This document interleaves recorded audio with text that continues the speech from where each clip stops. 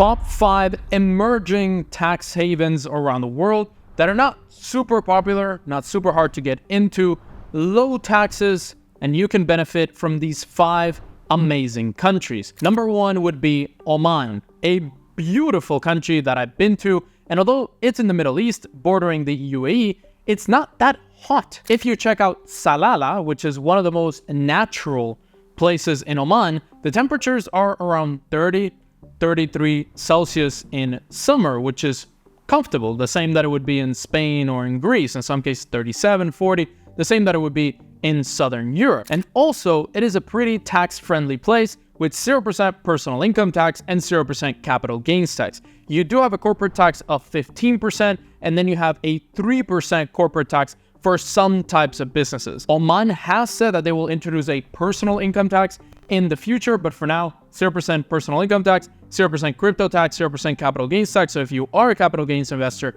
this could be extremely beneficial. To get residency in Oman, you have to invest into real estate or into a business. So opening up a business, which by the way, is a very expensive process, it's gonna cost you between $30,000 and $40,000 to start a business in Oman, and then you can then invest into that business and get residency as a director, the same process that you would do in the UAE. You start a business, you get the general manager role, and then you get a residency permit. The same goes in Oman, but about 5 times more expensive, in some cases 10 times, because you have to do the investment in Oman. Or you can invest into real estate. $650,000 grants you a 5-year residency, and $1.3 million grants you a 10-year residency that can then be turned into a permanent residency. Oman is an extremely safe place, one of the safest in the world.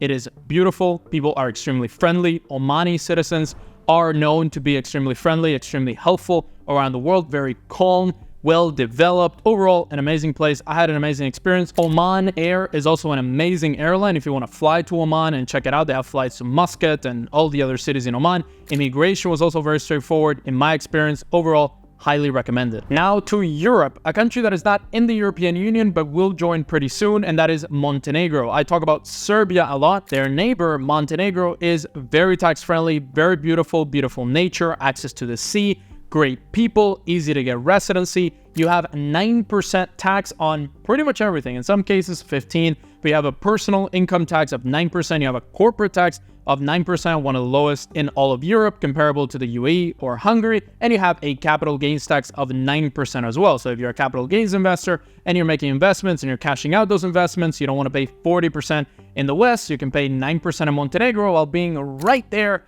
next to the European Union in a pretty well-developed place that is also safe, great people, not that many migrants, great weather, and to get residency is also pretty straightforward. With the purchase of real estate, the official limit is around 250,000 euros, but in reality, whatever piece of property that you buy will probably grant you a residency permit for now. If they join the European Union, if they join the Schengen area later on, it might increase, it might be a specific amount, or they might not have this program at all. But for now, you can get that residency just by investing, let's say 200,000 euro, just buying any apartment in Montenegro, showing that you have insurance in Montenegro, some funds to cover yourself, and then you can get that residency. Montenegro has some amazing seaside villas and apartments and penthouses that you can take advantage of. It's honestly a stunning, stunning place. The third country, a bit out of left field, but one of our community members actually living in this place. He absolutely loves this country, so I wanted to mention it here. It is an emerging country. It's not that developed, but the government will pretty much leave you alone. You can get very easily citizenship, although it's not that great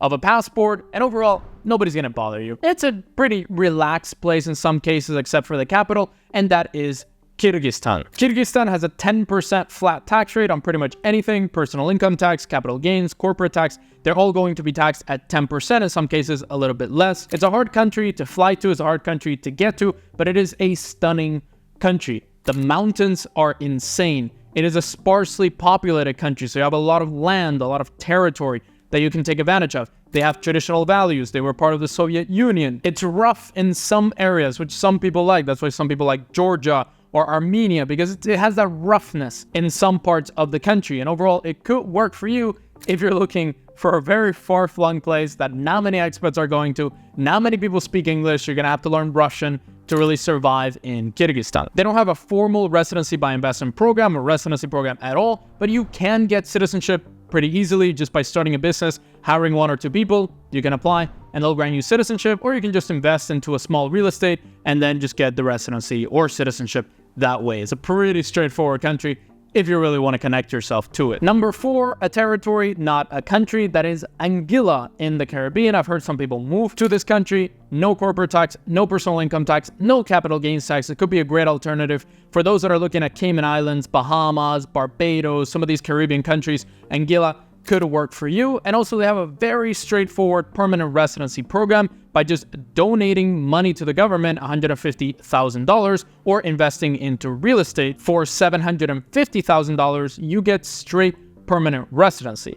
That means that you have a tax-free lifestyle for as long as you need it. Anguilla also has a really good tax residency program by just spending 45 days per year in Anguilla and proving that you haven't spent more than 183 days in any other country around the world. You could be a tax-free resident of Anguilla, provided that you're not a US citizen or a US permanent resident. So if you're looking for a tax-free place in a beautiful island where you don't have to spend all the year or even half the year, or even 3 months a year, Anguilla could work really well. And the last country, for those of you that like Eastern Europe, you don't want to be in the EU. It might be a controversial place because of what's happening in Europe right now, but that is Moldova. A lot of people say that Moldova is the hidden gem of Eastern Europe. It's the least visited country in Europe. Not that many expats. You kind of have to really integrate yourself into the country, that it's amazing for dating, that it's extremely cheap. So whatever reason you look for, in Eastern Europe, Moldova could work for you. Flat taxes of 12% for capital gains, personal income, and corporate taxes.